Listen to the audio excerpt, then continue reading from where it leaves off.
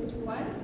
So இந்த வசனம் என்னன்னா ஏசப்பா வந்து டிசிப்ளின் லைக் சீஷியர்கள்லாம் சொல்லுவார், ஜெபம் பண்ணுங்க, pray and never give up.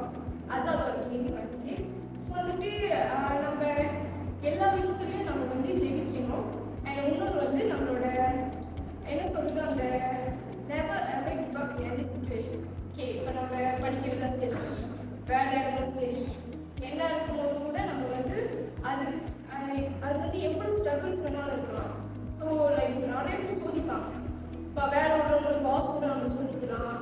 இப்போ வந்து படிப்பில் வந்து டீச்சர்ஸ் இருப்பாங்க, இல்லைன்னா லைக் வந்து ஃப்ரெண்ட்ஸ் மத்தியில் கூட சோதிக்கலாம். ஸோ இந்த இதுக்கெல்லாம் நம்ம எப்படி மேக் பண்ணுறதுன்னா நம்ம வந்து ஜெபம் ப்ரே தான் நம்மளோட வந்து கீ பண்ணும்.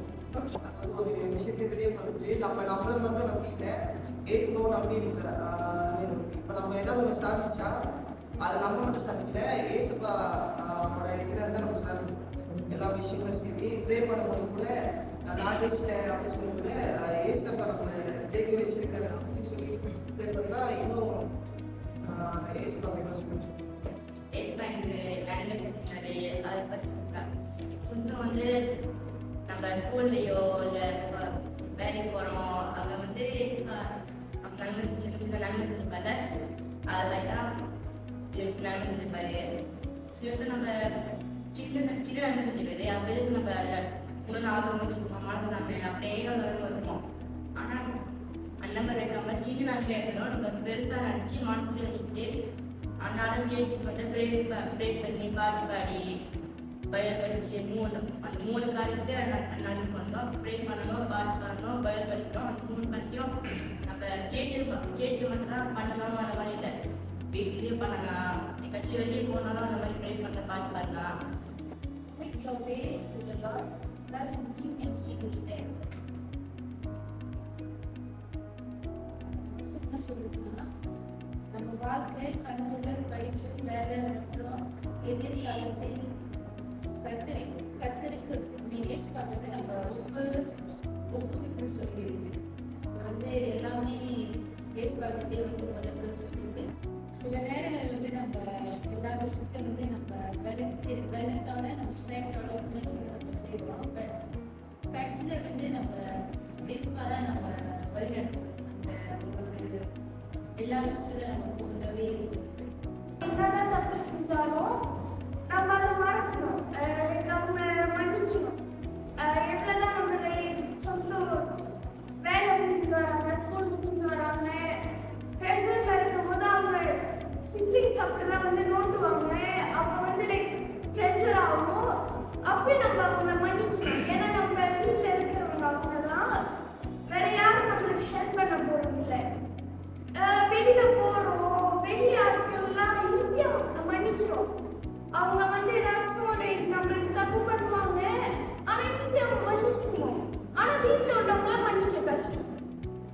ஸோ சமாதானம் வந்து வீட்டில் இருக்கணும். நம்ம மன்னிச்சு எவ்வளோதான் அவங்க தப்பு பண்ணாலும் நம்ம சில நேரங்கள் கழிச்சு நம்ம வந்து போய் சொல்லணும், பரவாயில்ல நான் உங்களை மன்னிச்சிட்டேன், அந்த மாதிரி சொல்லணும். இதே வந்து நம்ம இந்த வசனத்துல சொல்லுது, இதே நம்ம மன்னிக்கலைன்னா ஆண்டவரும் நம்மளை மன்னிக்க மாட்டாரு.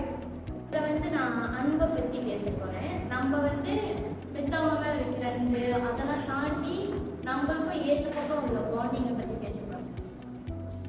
ஏசப்பா மேலே வந்து நம்ம வைக்கிற அன்பு எப்படி இருக்கணும்னா, மனதளவில் நம்ம அவங்க மேலே வந்து அன்பு வைக்கணும். அப்புறம் நம்ம ஆத்மா, அந்த ஆத்மா வந்து அங்கே இருக்க உலகம் கூட நம்ம வந்து ஏசப்பா மேலே உள்ள அன்பை வந்து குறைக்கக்கூடாது. தாய் தகப்பன் அவங்க மேலே வச்சிருக்கிற அன்பை விட நம்மளுக்கு வந்து ஏசப்பா மேலே வந்து அன்பு புரியாது. அது பிறந்ததுலேருந்து. ஏன்னா ஏசப்பா விட அன்பு கட்டுறவங்க வந்து இந்த உலகத்தில் யாருமே இல்லை. ஏன்னா அன்புக்கு உதாரணமே அவர் தான்.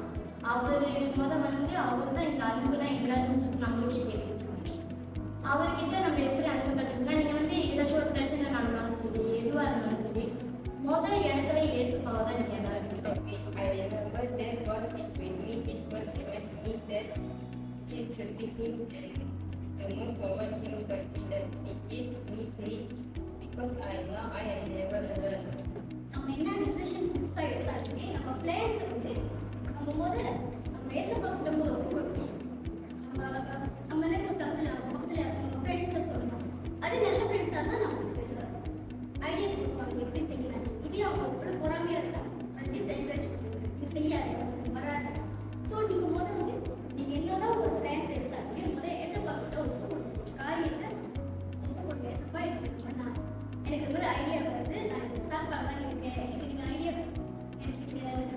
செஞ்சு முடிக்கிற வரைக்கும் என் கூட இருக்க ஒரு சக்ஸஸை எனக்கு கொடுங்க. அந்த மாதிரி எனக்கு ப்ரே பண்ணிக்கிட்டேன்.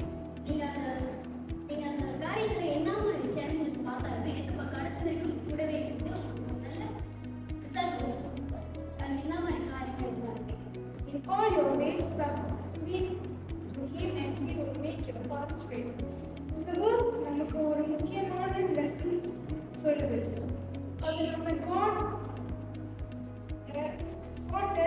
ட்ரஸ்ட் பண்ண சொல்லுது.